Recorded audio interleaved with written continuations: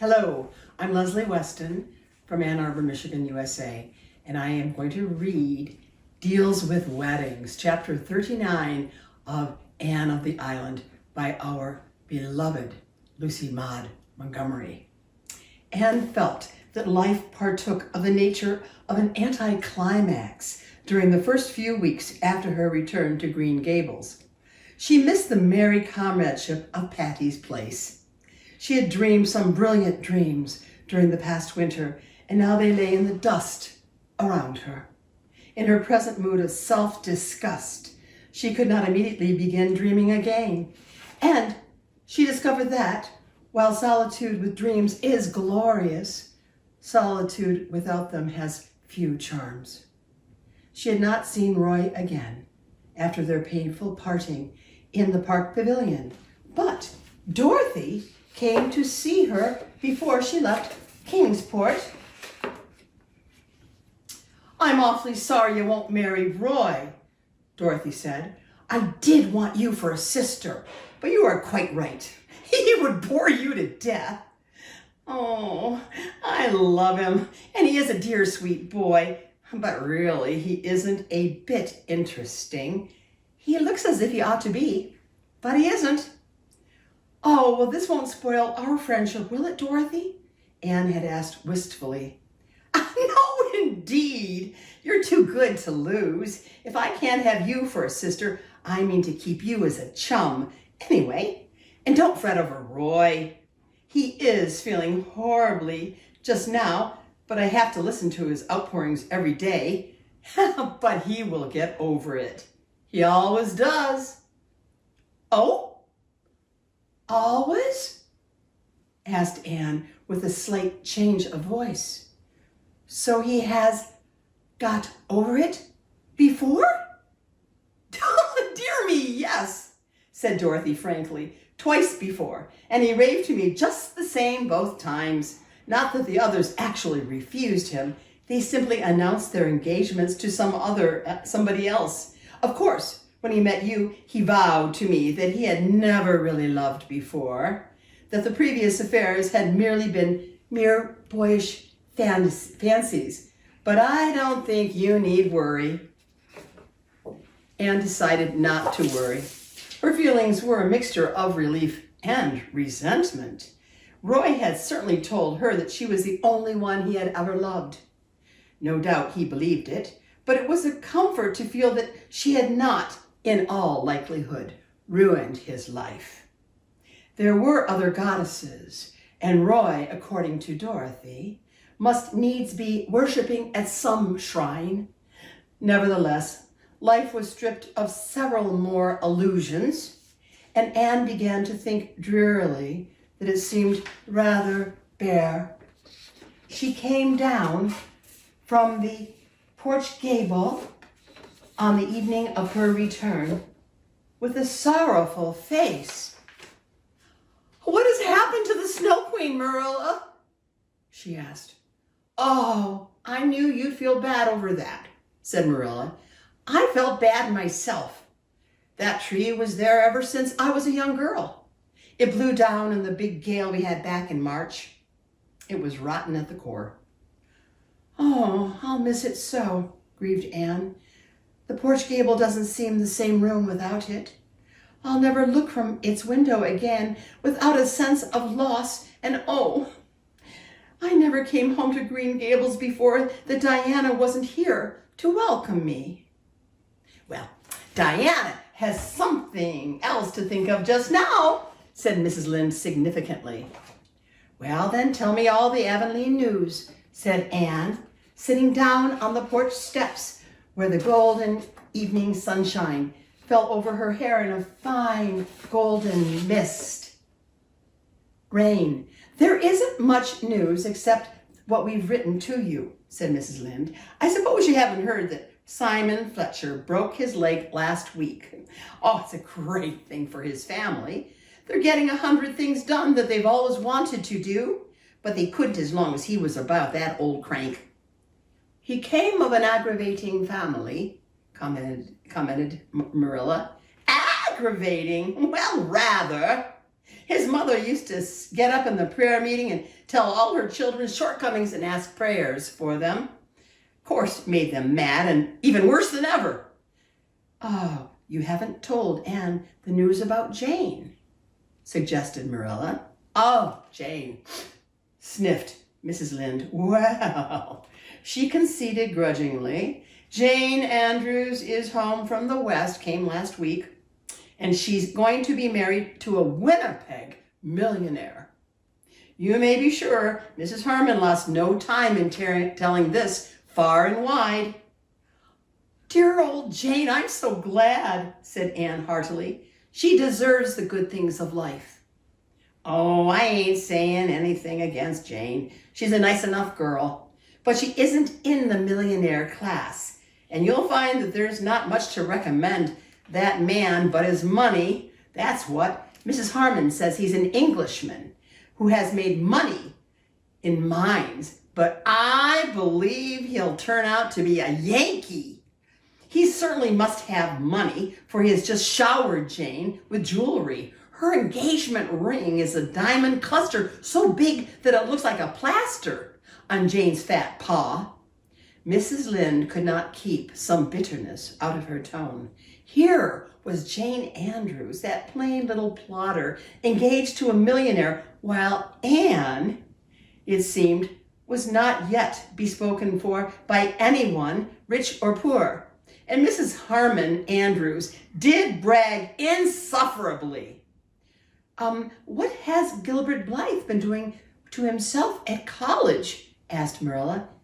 I saw him when he came back home last week, and he is so pale and so thin, I hardly knew him. Well, he studied very hard last winter, said Anne. You know, he took high honors in classics and the Cooper Prize. That hasn't been taken for 5 years, so I do think he's rather run down. We're all a little tired. Anyhow, you are a B.A. and Jane Andrews isn't and never will be, said Mrs. Lynde with gloomy satisfaction. A few evenings later, Anne went down to see Jane, but the latter was away in Charlottetown. Getting sewing done, said Mrs. Harmon. She informed her very proudly. Of course, an Avonlea dressmaker just wouldn't do for my Jane under the circumstances. Well, I have heard something very nice about Jane, said Anne. Oh, yes. Jane has done pretty well, even if she isn't a B.A., said Mrs. Harmon with a slight toss of her head. Mr. Inglis is worth millions, and they're going to Europe on their wedding tour. When they come back, they will live in a perfect mansion of marble in Winnipeg. Jane has only one trouble. She can cook so well, and her husband won't let her cook. He is so rich, he hires his cooking done. They're going to keep a cook and 2 other maids and a coachman and a man of all work. And what about you, Anne? I don't hear anything about you getting married after all your college going. Oh, laughed Anne, I am going to be an old maid. I really can't find anyone to suit me. It was really rather wicked of her. She deliberately meant to remind Mrs. Andrews that if she became an old maid, it was not because she had not had at least one chance of marriage. But Mrs. Harmon took swift revenge. Well, the over-particular girls generally get left, I notice. And what's this I hear about Gilbert Blythe being engaged to a Miss Stewart? Charlie Sloane tells me she is perfectly beautiful. Is it true? Oh, I don't know if it is true that he's engaged to Miss Stewart, replied Anne with Spartan composure. But it is certainly true that she is very lovely. I once thought that you and Gilbert would have made a match of it, said Mrs. Harmon. If you don't take care, Anne, all your bows will slip through your fingers. Anne decided not to continue her duel with Mrs. Harmon.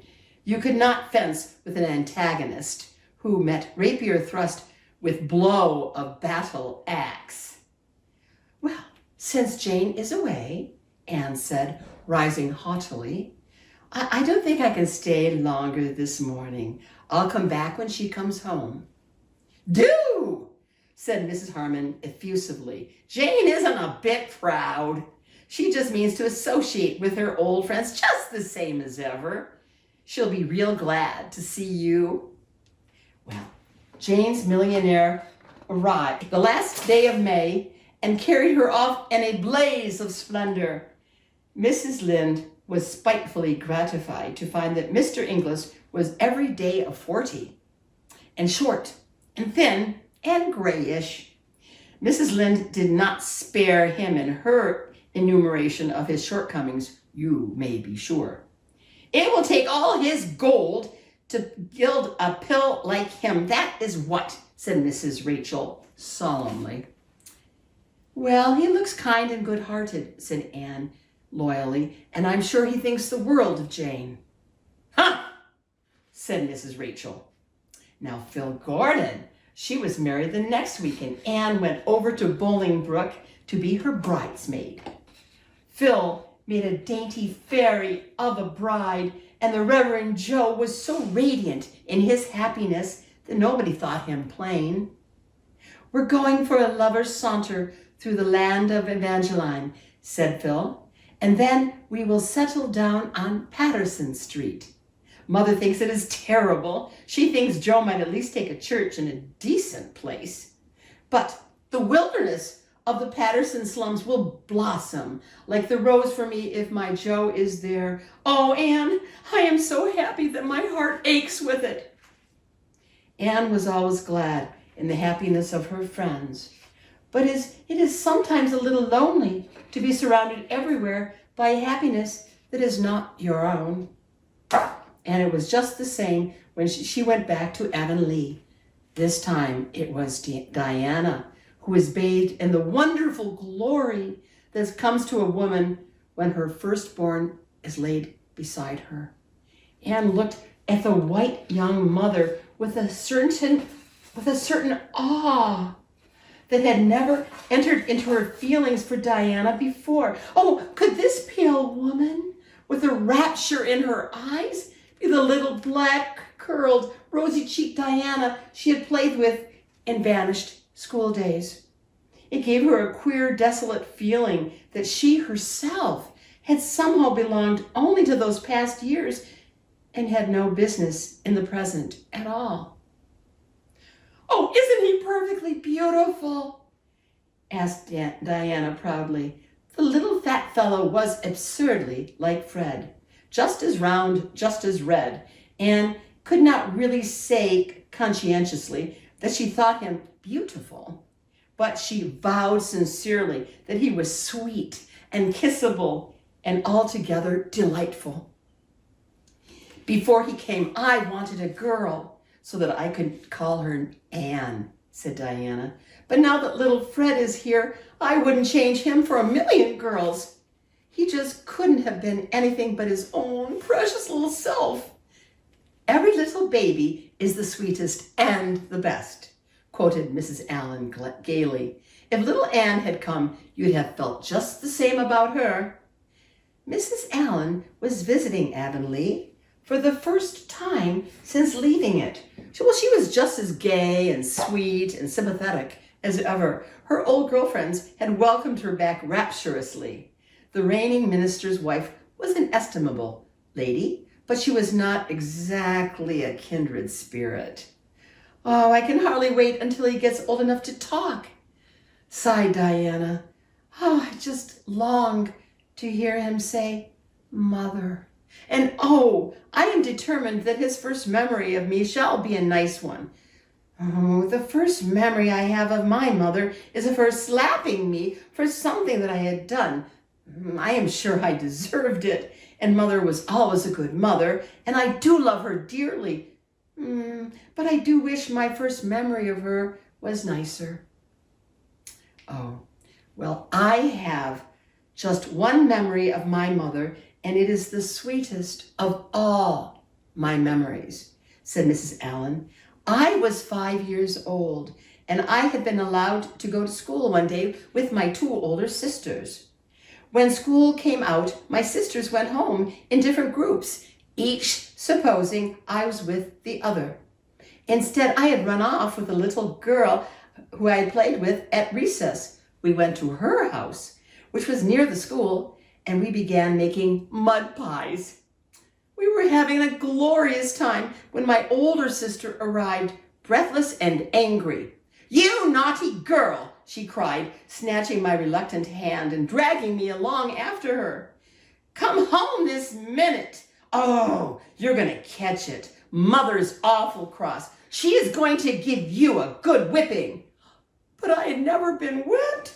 Dreaded terror filled my poor little heart. I have never been so miserable in my life as I was on that walk home. I had not meant to be naughty. Feemy Cameron had asked me to go home with her, and I had not known it was wrong to go. And now I was to be whipped for it. When we got home, my sister dragged me into the kitchen where my mother was sitting by the fire in the twilight. My poor wee legs were trembling so that I could hardly stand. And my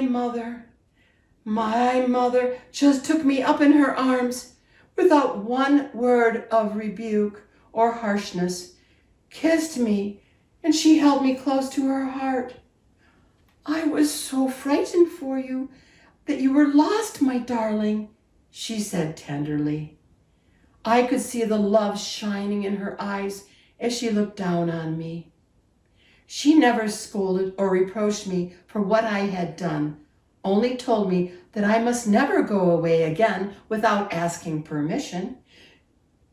She died very soon afterwards. That is the only memory I have of her. Isn't it a beautiful one? Well, Anne felt lonelier than ever as she walked home, going by the way of the birch path in Willowmere. She had not walked that way for many moons. It was a darkly purple, bloomy night. The air was heavy with blossom fragrance, almost too heavy. The cloyed senses recoiled from it as if from an overfull cup. The birches of the path had grown from the fairy saplings of old to big trees. Everything had changed. Anne felt that she would be glad when the summer was over and she was away at work again. Perhaps life would not seem so empty then. "I've tried the world, it wears no more the coloring of romance it wore," sighed Anne. And she was straightway much comforted by the romance of the idea of the world being denuded of romance. Thanks.